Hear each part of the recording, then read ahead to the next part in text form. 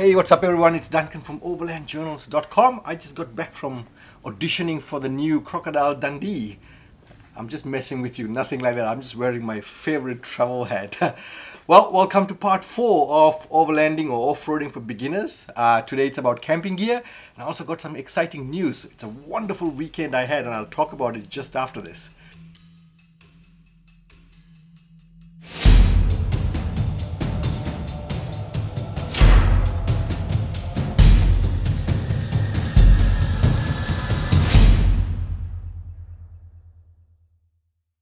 Welcome back everyone. I had an awesome weekend.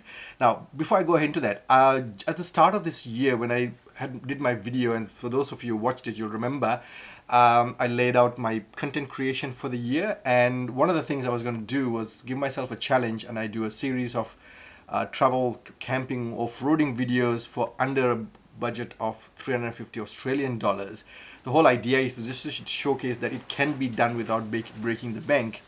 And I did the first of such camping trips this past weekend. It was super awesome with some wonderful friends. Did some beach camping.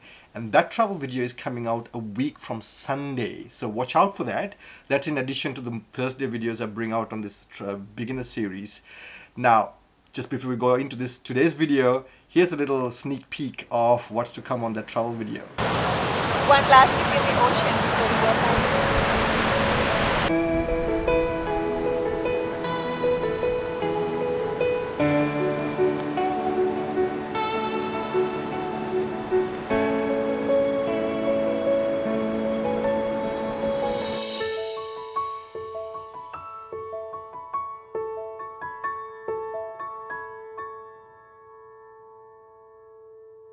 So into today's video. Now, if in case you're new to my channel and you've missed the previous parts of this series on overlanding or off-roading for beginners, I'll leave a link above to the playlist as well as a link in the description below. Go and check those out.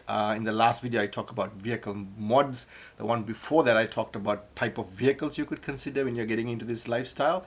And the very first one was the introduction to the whole series, and I talked about all the parts that I've been talking about. So if you missed those, make sure you check them out. At the start of each video I like to mention this. My channel and this particular series is all about sharing my years of experience in overlanding, off-roading with the wider community. This series in particular with beginners who are just getting into the lifestyle. Now, by no means am I the ultimate expert. In fact, I am not an expert at all as far as I'm concerned. I'm just sharing my experiences, and each person's experience is different. So the whole idea is to share my knowledge and experiences with you, so that when you are making a decision along with the rest of the research that you may have done, you get to make an informed decision. At the start of each video, I like to take a few minutes to answer questions that was posted at the end of my previous video. My previous video was on vehicle modifications, and I have a question from Brian and Monster, I think that is pronounced. If I'm getting it wrong, forgive me. Okay, Brian asks, it's a 3-part question. Brian asks, first part is solid front axle or independent front suspension. Now, for beginners, this is going to be a bit confusing because I always try to keep it non-technical.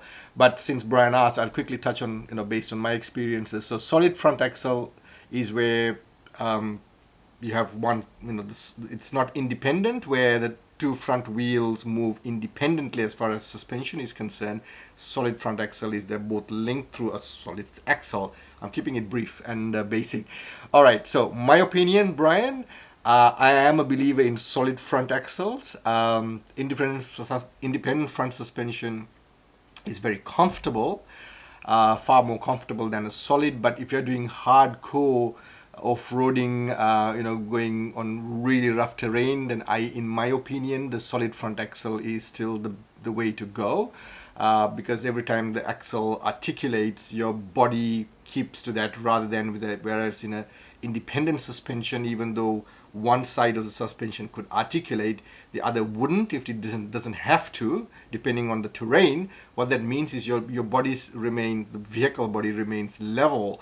That's brilliant in terms of comfort, but sometimes in terms of avoiding obstacles, it may be not so great. So that's my opinion. So I would say solid front axle if you're going hardcore or really tough terrain. Second part of your question, it says converting rear wheel drive into a 4x4. Well, it's a good project. If you really want to get into it and do such a project, it's brilliant. I personally, I don't think I have the patience. That's a weakness of mine, you could say. I'd rather just get something that's already a 4x4, the job's done, and then build up from that platform onwards. So I hope I answered that question. But if you're a real enthusiast and you want to get into it, spend some time, working with the vehicle, I call it bonding with the vehicle, and then turn it from rear wheel drive to 4-wheel drive, by all means, go for it. Third part of your question, going off-road with a 2-wheel drive vehicle, and I believe you've got a vehicle that's quite capable. Well, look, in the early days, I've done it myself. Many years ago when I used to go off-road, I had a 2-wheel drive. That's all I had. And I was so eager to get out there. And it got me to many places. With enough power coming out of your motor and the right gearing, you can get to a lot of places. But I will not recommend it. The reason for that is, from an environmental point of view, if you're trying to get into hard, difficult locations using a rear-wheel drive, you're making those rear wheels work really hard. What it does in the process, apart from the wear and tear that you're going to put into your drivetrain and even in the engine itself and suspension, is that you're going to eat up and dig up the environment.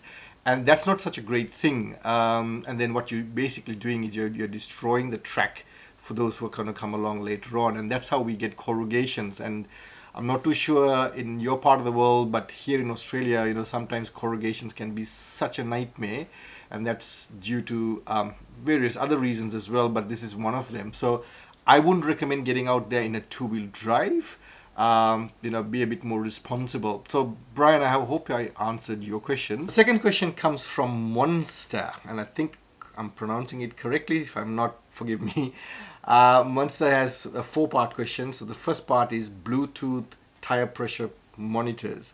Great to have. I'm a firm believer in them because you get to know your tire pressures, whether you're on the blacktop running normal pressures or you're off-road and you've got lowered pressures. You get to see it, and your warnings come along much earlier, so you can take corrective action if one tire is way out compared to the other 3. And whereas if you don't have it, I feel that by the time you find out you got a problem with the tire, a lot more damage has been done usually to the tire. I personally don't have one right now because not all of them are as reliable. Now, I had a tire pressure monitoring system, just Bluetooth, and it came from a good brand, but it just wasn't reliable. I just didn't enjoy it, so I've chucked it away. I haven't got one at the moment, but I am doing a bit of research, and I think I'll eventually get one, but I don't have one right now, but they're good to have. Second part of your question is extra fuel tanks. Yes, depending on the type of traveling you're planning to do, the consumption of your vehicle, how easy or difficult it might be to find supplies out there, extra long-range fuel tanks are good to have. In my 80 series, I have the stock standard 2 tanks. So the main tank carries 95 liters, the sub tank 50 liters. That gives me a fair range, even though considering the 80 series is, it guzzles fuel. Gives me a good range. I didn't go for a long range tank. I've gone for extra jerry cans. So depending on where I'm traveling, I carry up to a maximum of 4 extra jerry cans. So that gives you extra 80 liters of petrol to carry with me. The reason there's a number of other reasons why I didn't go for a long range tank, but one of the reasons is that with jerry cans I get to control my weight. So depending on the trip that I'm doing, I decide, I'm able to decide how much fuel I should carry, and then that means it's that much of weight. So whereas my thinking was, if I had a long range tank, whether I need that tank or not, the vehicle still carries that dead weight. Even it may be empty, they still can have a fair bit of weight. So that's one of the reasons I went for it, not the only reason. So yeah, think about it. Jerry cans, of course, can be difficult, meaning you need to get up to the roof, bring them down, pour it all in. It is a bit more effort. Whereas if you've got a tank already fitted in, flip of a switch, you get it filling in back into your main tank. So yeah, they're good to have. So to look at it from your perspective, what you're planning to do, and then make that decision.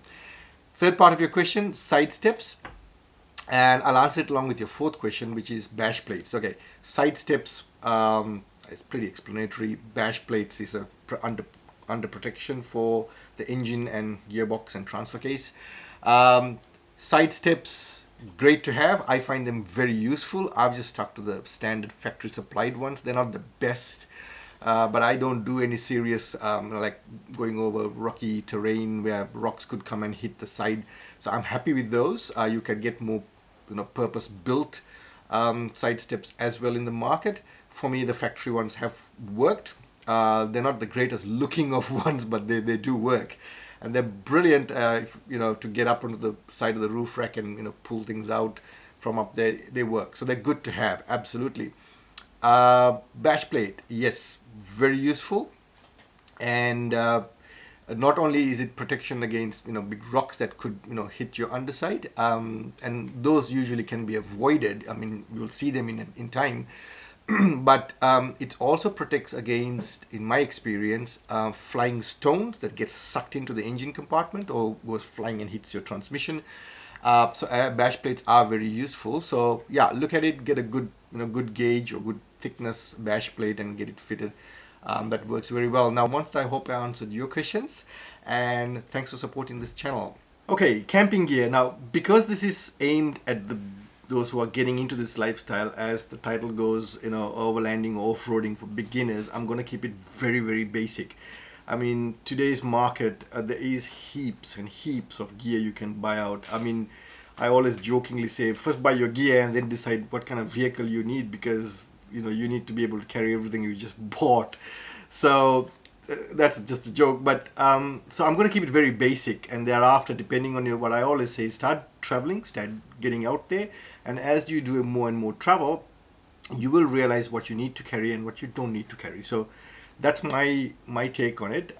Don't go out there and whatever budget you've got, don't buy everything just because you've got a big enough budget. Start with the basics and then work your way up. Now, what you buy and how much of it you buy is based on your requirements. It might be just you, or you and your partner, or you could have a family. So you got to work that out, depending on your requirements. Now, in no particular order, tent. Absolutely, you got to sleep somewhere when you get out there. So you need to get yourself a tent. Now, there are many different types of tents out there. You get the dome tents, you get swags, as we have here in Australia, and then of course you get the roof mounted, what we call rooftop tents. Now, there are pros and cons with each and every one of them. I'm not going to get into that in this video. Do your own research. If you would like me to do a separate video on pros and cons on different types of tents, please do leave it in the comments below and I'll do a separate one. I've used all three different types of them. I started the dome tent, then I went to a rooftop tent, and then I'm back into a swag now. So there are reasons for that. For those of you who are overseas and who don't know what a swag is, here in Australia, a swag, in a very brief sense, is something, it comes with a mattress. It's not so much like a dome tent. Some dome tents you can stand up straight in it. Here you cannot. It's purely for laying in and sleeping, but it comes with a mattress. So that's, in a very brief description, that's a swag. Rooftop tents are brilliant. I love rooftop tents, but I didn't go for one for various reasons. So do some research, but one important point I'll leave with you is when you buy tents, there are tents that are made out of canvas, there are tents made out of nylon or synthetic material. They too again have their pros and cons. But one thing to look out for, and these are from my early days experience, is if you buy one of these synthetic material tents, make sure it's a good brand and it does not let in dew or water. I've had this problem. I went on a camping trip, I took this brand spanking new dome tent I had just bought, and it was a nightmare because the dew would come through, and in the morning you wake up as if you're just waking up from a bath. So just watch out for those. Depending on where you're traveling to, make sure they work for that environment and for those weather conditions. Second thing, sleeping bags. You need to have a sleeping bag. Now, my wife hates sleeping bags, so you may be one of those. So if you don't like sleeping bags, then you can take your own blankets along and your own bedding. What that means is you've got to carry a bit more. and depending on how much space you may have in your vehicle, and that's something you need to weigh out. Sleeping bags are brilliant because you just roll them up into a little bag and you keep it tucked in some corner. When you're buying sleeping bags, just make sure look at the rating. Now it depends on again what areas you're going to planning on traveling to, how cold it may get, or not so cold. So there are ratings on these sleeping bags. So whichever store you're buying from, they'll be able to advise you of what's appropriate. So just keep that in mind. So now that you got your tent and you got your sleeping bags, you may need a mattress. I have a friend who doesn't believe in mattresses. He sleeps on the hard ground. How in the world he does it, I have no idea. There's another friend who does something really cool. He carries two sleeping bags, and he uses one sleeping bag as his mattress and the other to sleep into. So that's something you could think of. I personally like a mattress, so I do carry a mattress. So again, look at it. If you've got a swag comes with a mattress. If you've got a rooftop tent, it comes with a mattress. No worries there. If you've got a dome tent or a simple ground tent, then you need to look at a mattress, a bit of comfort. So there are different types of mattresses out in the market as well. You get foam mattresses, you get air mattresses, and then you get self-inflating mattresses. Now, foam mattresses, self-inflating mattresses, they need to be rolled up. You need to find the space to carry them. Self-inflating is self-explanatory, so I don't have to tell you exactly what it is.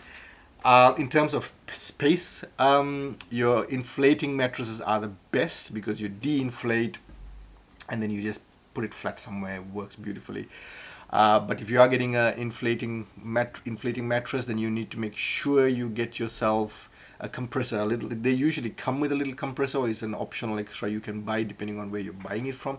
Make sure you get it, and when you go out on a trip, make sure you carry that little compressor with you. So as I said, this is not in any particular order. I'm just throwing it out there. So another thing is lighting. You need to have some form of lighting as it gets darker into the evening. So there are many forms. I mean, I don't have to mention it. There's lots and lots of options out there. The LED lighting these days, LED lights don't consume a whole of battery power. I personally try to avoid lighting where I have to draw from the vehicle's battery. That's because for me, why use up the battery when there's so many other options in the market? There was a video some time back. I talked about some cheap LED lanterns I bought, and I'll leave a link above and in the description below for you to go and check it out. And I just bought it purely because of the price. It was so cheap. And I've had it for quite a while now, and they worked flawlessly, and they still do. So there are options out there, but you need to again figure out, but have adequate lighting. That's what I would say. Whether you're happy to go from the power supply from your vehicle, or you want that self-powered units that you sort of charge up, or you put batteries. The problem with the batteries is that then you need to carry batteries as well. So I prefer the ones where you just charge up. I just carry quite a few of them. So if one goes flat, either I charge it up using the electrics in my car while it's on the go, or I just don't bother with it because I've got so many others. But lighting is essential, and when you're traveling remote, you need to have that amount of lighting so that you can see what you're doing, where you're going. If there's little critters around and wildlife, it kind of gives you that security as well, because you got the visual space as well. So lighting is essential. Carry enough is what I have to emphasize on. Then of course, cooking utensils. I actually, I'm very weight conscious. I try to carry as less weight as possible because that eventually, is a lot easier on the vehicle. So one of the things I do is a lot of my shopping, while I do shop at, regular, camping stores, but I also go into more in particular to the hiking section, because those who hike, they're on foot, and they try to carry as light as possible. But you get some really cool gear which works. So the cooking utensils we have, my wife and I, just two of us, so we don't need a whole lot. I got from the hiking section of a camping store. It's like Russian dolls. So it's 2 pots, 1 kettle, frying pan, and they all fit into each other with lids.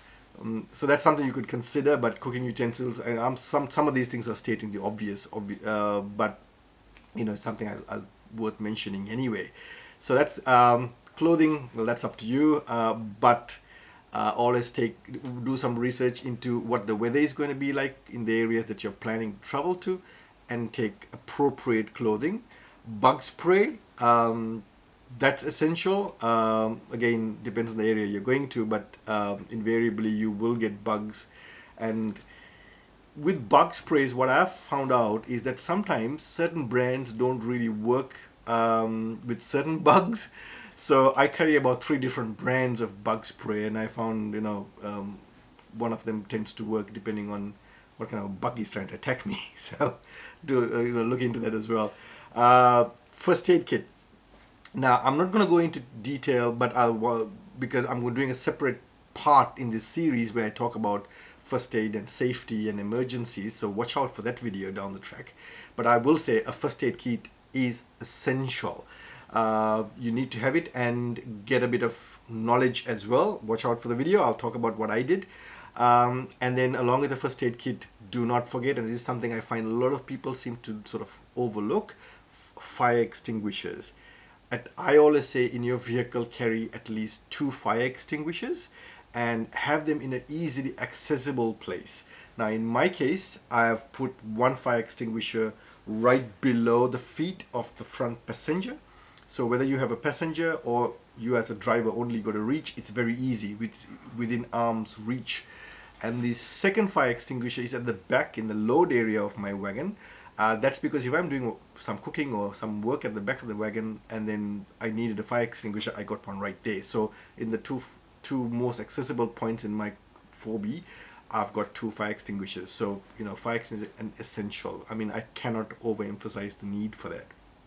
And then one of the things I else carry, and if you are really looking to conserve water, which we here in Australia are very conscious about, is baby wipes.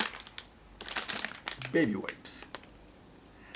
I have found this so useful, because instead of having to rush and get water every time you need to wipe your hands or kind of wash your hands or face or whatever, baby wipes works beautifully. So go to your local supermarket, get some baby wipes. I carry tons of these, and you get in different sizes. You get the bigger pack sizes as well. I just find these a lot more useful, and I have them lying all over in the car, in the front, at the back, and they're very useful. So yeah, baby wipes. Whether you have a baby or not, have baby wipes. Works for everybody. Now, one of the pivotal parts of a camp is your campfire. I mean, no campsite is complete without a campfire, and that's where everybody congregates. Everybody has campfire chit chats and yarns and so on. And I love campfires, and even if it's in summer, I'll still have a campfire. However, you need to figure out if fires are allowed in the area that you're going to. Now here in South Australia and Australia in general, if it is fire ban season, you're not allowed to light fires at all. In some areas I've found, even if it is during fire ban season, they will still allow you to have fires, but as long as it's controlled and within what we call a fire bucket. So find out for yourself whether you're allowed or you're not allowed. Where you get firewood from. In some areas you're allowed to pick firewood, especially fallen trees and branches. You can use them for firewood. In some areas, not allowed. So you need to carry your own firewood, or your fire beads, or charcoal bricklets, as they're called in some parts. So do some research. It's wonderful to have a campfire. I love campfires. My wife loves roasting marshmallows over the campfire. We love cooking over the campfire sometimes, but stick to the rules, don't break the rules, and they're there for a reason. I know another question that's going through your mind, how come he hasn't talked about for fridge yet? Well, a fridge is a yes and a no for me. If you have the budget and you would want to have a fridge, by all means go for it. There's many brands out there, and for a wide price range, but you don't have to have a fridge. Again, I'm saying this because my series is aimed at the beginners, those who are just getting into this lifestyle or trying to figure out if this lifestyle is something for them. So you don't necessarily have to invest in a fridge. You could start with a cooler box. Here in Australia we call them S-keys. And a good brand cooler boxes can serve very well for a few days at least. So that's my basic list of camping the gear that I feel should be enough for a beginner who's getting into this lifestyle. Those of you who are watching, and if you feel there, through your experience, there should be others that should be added to that list, please feel free to go and put it in the comments below. Let's share it amongst the community. If you're wondering of something else and you want my opinion on it, please leave it as a question in the comments below, and I'll answer those at the beginning of the next video. And those of you are wondering, where do we go now from here, and where do we buy these, and where do we do the research? Well, in any country, there's a whole host of retail outlets that you can go and check them out for yourself, see them physically. That's what I love doing. I love to go into a store and see for myself, touch and feel, and see how the product is, and if I like it or not, or if the size works for me. And there's also a whole host of online stores you can buy from. One store that I sometimes buy from is called Tent World. They have a online comprehensive store, as well as they've got their own retail outlets throughout Australia. I'll leave a link to their online store in the description below, so go and check them out as well. But this is my basic list, and I feel with this basic list you can start getting out there and start enjoying yourself. If you found that video useful, please give it a thumbs up. If you haven't subscribed already, please do subscribe. And if you got questions, please do ask, and I will answer them at the start of the next video. And next week's video, next Thursday that is, I talk about going remote. Should you travel alone, or should you not travel alone? Should you go remote at all? These are questions I get sometimes asked, so I'll share my thoughts on that.